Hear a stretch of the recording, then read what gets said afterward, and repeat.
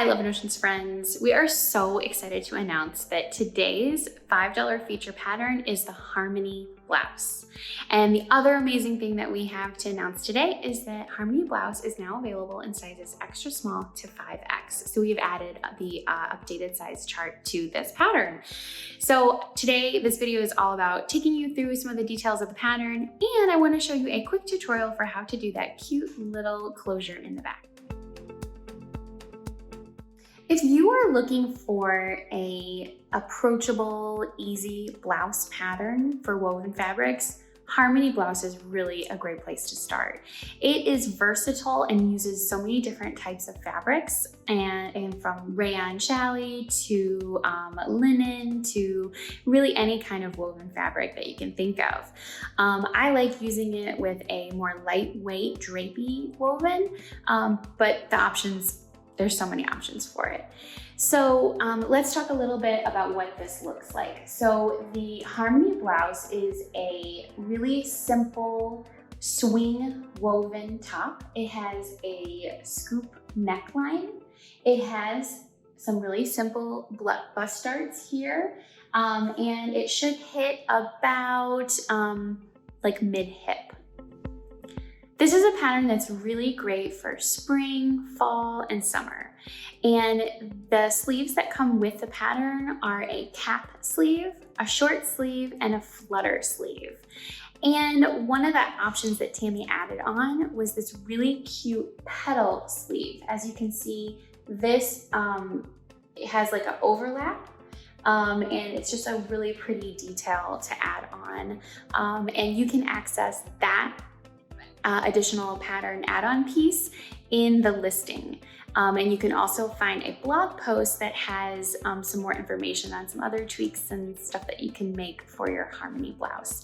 As you can see, when I made mine, I did this really pretty like a rolled hem using my serger. And I love the way that it was finished so much that I even did it on my hemline too, so that I didn't have to do any more finishing for that. So I love the way that it turned out.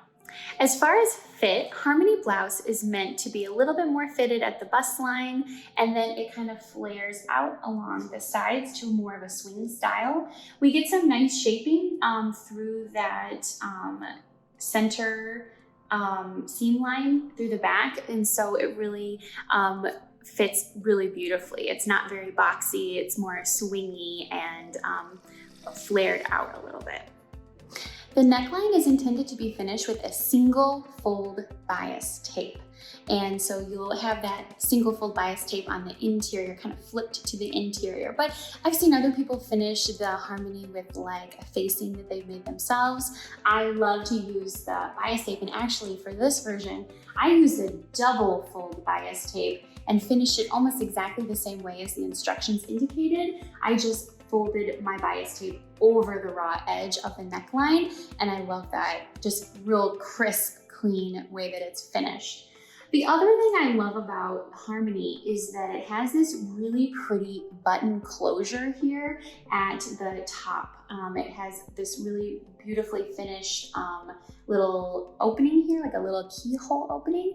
And one of the things that I think is so sweet about this pattern is this cute little thread ribbon piece that you use to close up that opening.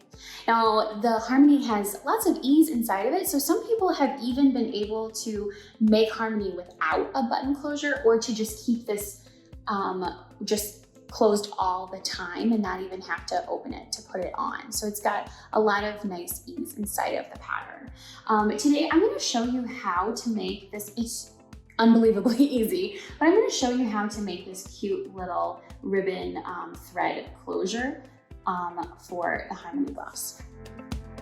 All you'll need to make that thread loop is some thread that matches your garment and your regular sewing machine using a zigzag stitch, and that's it. To make that thread loop, all you'll need to do is pull off a long length of thread.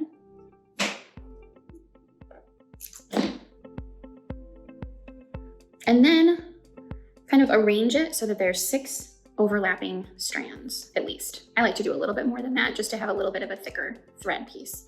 So you're gonna end up with your thread looking a little bit like this. A nice kind of thick strand there. I'm gonna bring that piece of thread over to my sewing machine, my regular sewing machine. I'm gonna set my stitch to a zigzag stitch. Mine is at a 3.5 millimeter width and a 1.4 millimeter length. Then what I'm gonna do is arrange my piece of thread, making sure it's nice and flat, and I'm gonna put it underneath my presser foot, right underneath it. And then what's gonna happen is that all of those zigzag stitches are gonna go over this length of thread and make it into a loop.